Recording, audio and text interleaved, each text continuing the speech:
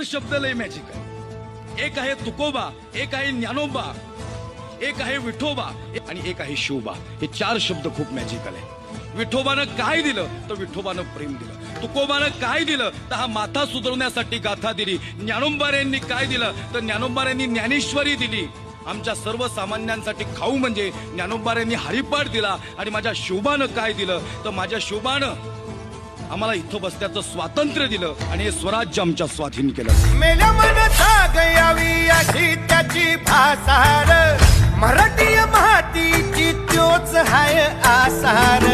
दुश्मनाला धाक देई शिवरायांचं नावर, दुश्मनाला धाक देई शिवरायांचं नावर. हे शंभू शंकराचं नव राजगड गावर.